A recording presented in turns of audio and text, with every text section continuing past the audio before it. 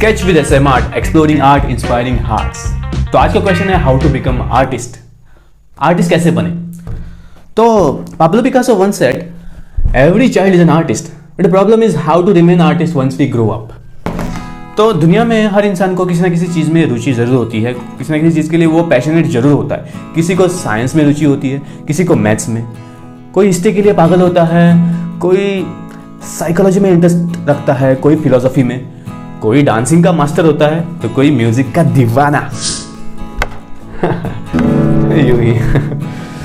तो ऐसे ही आज हम एक पैशन के बारे में बात करने वाले हैं।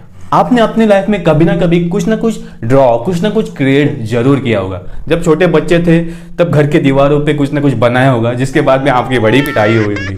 स्कूल में बुक के पीछे कुछ स्केच किया होगा, कुछ स्क्रिबल किया होगा, कोई असुर मॉन्स्टर बनाए होंगे, या फिर कॉलेज में बोरिंग लेक्चर्स में मैथ्स टीचर की स्केच की होगी पीछे।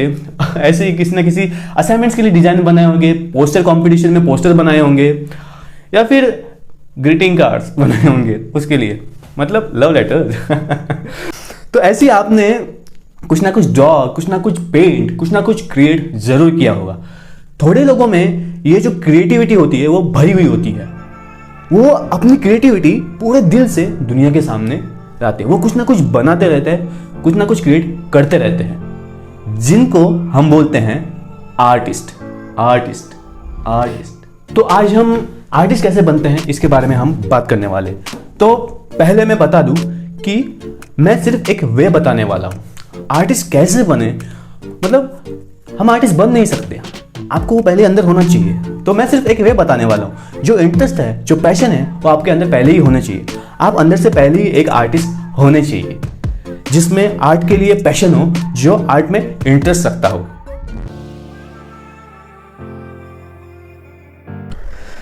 गणेश चतुर्थी हमने सेलिब्रेट तो कर ली, लेकिन ये जो हमने कचरा फैलाएगा उसको उठाएगा कौन, किसकी जिम्मेदारी है? सेलिब्रेट तो कर लिया। तो आर्टिस्ट बनने के कई स्टेप्स हो सकते हैं, अलग अलग स्टेप्स हो सकते हैं। जैसे कि हर इंसान अलग है, तो हर इंसान के लिए अलग अलग वेज हो सकते हैं। ये जो मैं बता रहा हूँ वो तो सिर्फ एक वे है क्लैरिटी लाने के लिए, जिससे कि आपको मदद हो अपनी आर्टिस्टिक जर्नी शुरू करने के लिए। तो आर्टिस्ट बनने के लिए सबसे पहले तो अपने अंदर इंटरेस्ट और पैशन होना चाहिए। बाद में ये 4 फैक्टर्स बहुत इंपॉर्टेंट है। डेवलपिंग यूर स्किल, अपनी स्किल डेवलप करना, फिर बिल्डिंग अ पोर्टफोलियो, अपने आर्टवर्क्स का पोर्टफोलियो बिल्ड करना, पोर्टफोलियो बनाना, then networking, and then finding an opportunity to showcase your artwork.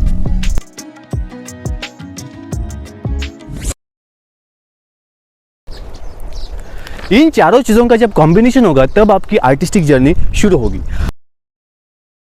आप शुरू कहां से करें? आपको अपने आप से शुरू करना है। जी हाँ।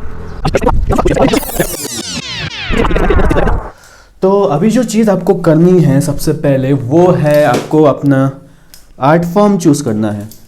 मतलब चूज योर आर्ट फॉर्म। आपको देखना है कि आप किस आर्ट फॉर्म के लिए बने हो। मतलब आपकी ऐसी कौन सी स्किल है जो आपको आगे डेवलप करनी है, आपको कौन से आर्ट फॉर्म में ज़्यादा इंटरेस्ट है, आपकी कौन सी स्किल है जो आपको सबसे ज़्यादा पसंद है, जो आप आगे डेवलप करना चाहोगे, ये आपको देखना है। तो ये चीज़ आपको करनी है। फॉर एग्जांपल किसी को हो सकता है ड्राइंग में बहुत इंटरेस्ट होता है किसी को, तो वो ड्राइंग में ही आगे डेवलप करता है, ड्राइंग अच्छी बनाता है, अपनी मास्टर करता है ड्राइंग। किसी को पेंटिंग में होती है, किसी को स्कल्पटिंग में होती है, स्कल्पचर बनाता है क्ले से, किसी को डिजिटल आर्ट में हो सकती है, किसी को ग्राफिक एडिटिंग जो होती है, किसी को म्यूज़िक में हो सकती है। कभी आप अगर आपको इंटरेस्ट है तो आप राइटिंग, पोएट्री, ऐसी बहुत सारे क्रिएटिव मीडियम है, वो आप अपने स्किल के अकॉर्डिंग आप चूज कर सकते हो आर्ट फॉर्म्स। नेक्स्ट है डेवलप यूर स्किल। अभी जो आपने आर्ट फॉर्म सिलेक्ट की है, उसको जो आपकी स्किल है वो आपको डेवलप करनी है। उस आर्ट फॉर्म के लिए जो स्किल लगती है उसको अभी आपको डेवलप करने की बारी आई है। तो किसी भी फील्ड में माहिर बनने के लिए आपको उस फील्ड में टाइम देना पड़ता है। जितना ज़्यादा आप टाइम दोगे उतना ही आप ज़्यादा प्रैक्टिस कर पाओगे, उतना ही ज़्यादा उस फील्ड में नॉलेज इकट्ठा कर पाओगे।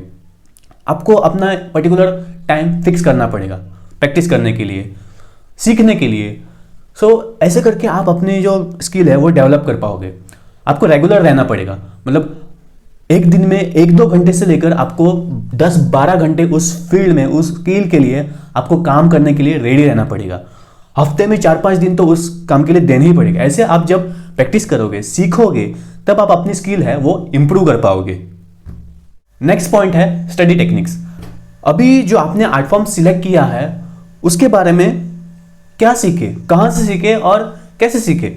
तो आज के दिन में इंफॉर्मेशन की तो कमी है नहीं, तो आप ऑनलाइन सीख सकते हो, ऑनलाइन कोर्सेज कर सकते हो, ऑफलाइन क्लासेस अटेंड कर सकते हो, उसमें जा सकते हो, किसी आर्टिस्ट से सीख सकते हो। दूसरे जो आर्टिस्ट है ऑलरेडी जिन्होंने मास्टर किया है उनके पास जाके उनसे सीख सकते हो, बुक से सीख सकते हो, जो डेडिकेटेड वर्कशॉप्स है वो अटेंड कर सकते हो। तो ऐसे बहुत सारे ऑप्शंस अवेलेबल है आज के दिन में। बस आपको अपने लिए, खुद के लिए, अपने खुद के वो स्किल के लिए आपको एक्शंस लेने हैं।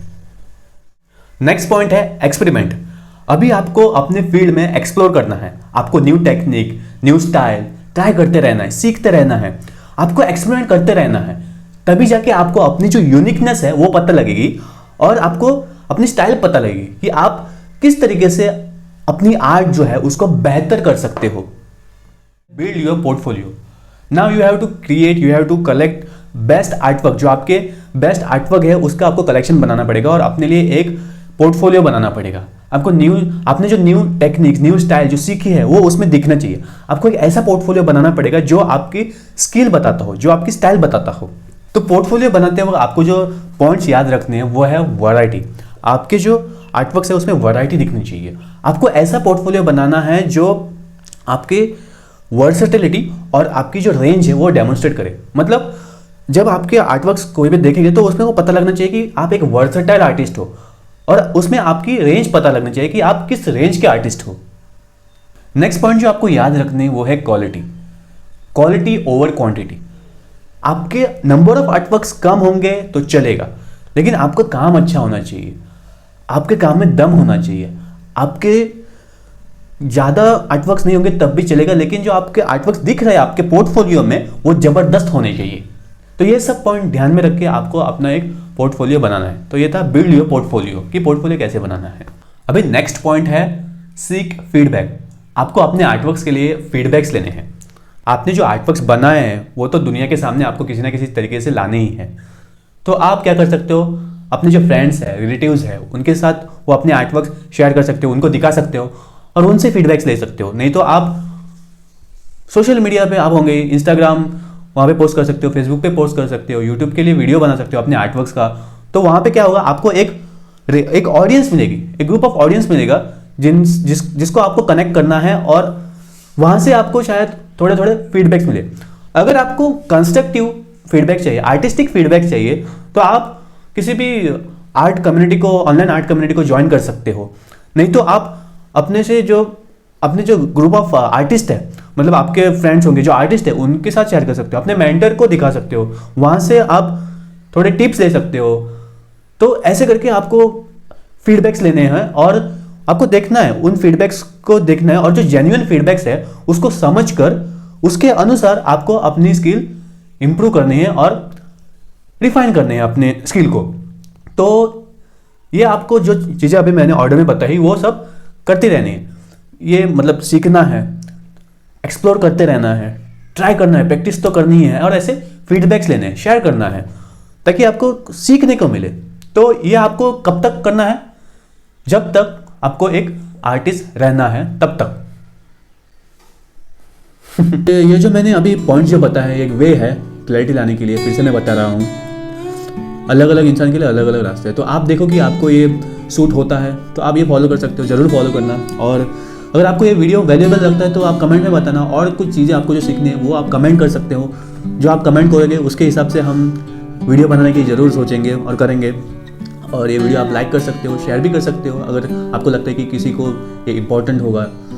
तो ये जो मैंने जो भी एक्सपीरियंस किया है, मैंने जो भी चीज़ें सीखी है उसको लेकर मैंने एक ऑर्डर बनाया, रिसर्च किया थोड़ा इंटरनेट पे और ऑर्डर बनाया और ये वीडियो बनाया उसके हिसाब से, ताकि आपको थोड़ी मदद हो, कोई आसानी हो उस चीज़ में। तो ये था मेरा मोटिव और ये मैंने वीडियो बना दिया है। और जो चीज़ें याद रखनी है कि काम कोई भी हो, फील्ड कोई भी हो, पैशन आपकी कोई भी हो, आपको उसको टाइम देना पड़ेगा और उसके लिए प्रैक्टिस तो करनी ही पड़ेगी।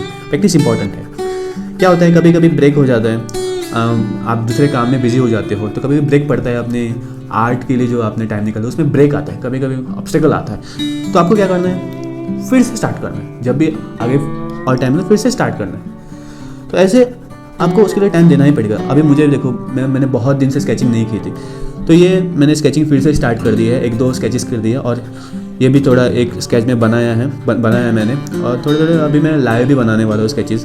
तो ऐसे आपको प्रैक्टिस करते रहना है, अपने लिए आपको ही करना है और कोई करेगा, तो ये चीज़ है। तो ऐसे आपको अगर ये लगता है कि आप स्केच विद SM आर्ट के जर्नी में जॉइंट करना चाहोगे, ज्वाइन करोगे, तो आप इस चैनल को सब्सक्राइब कर सकते हो। तो यह है मेरा स्केच, पेंसिल से बनाया, एक थोड़ा बनाया, फोटो रेफरेंस से बनाया। लाइव भी बनाता हूँ मैं, बस स्टैंड पे हम जाते हैं तो लाइव बनाते हैं उधर। तो ये स्केच, और हम मिलते हैं अगली वीडियो में, तब तक के लिए see you, bye bye. Sketch with SM art, exploring art, inspiring hearts.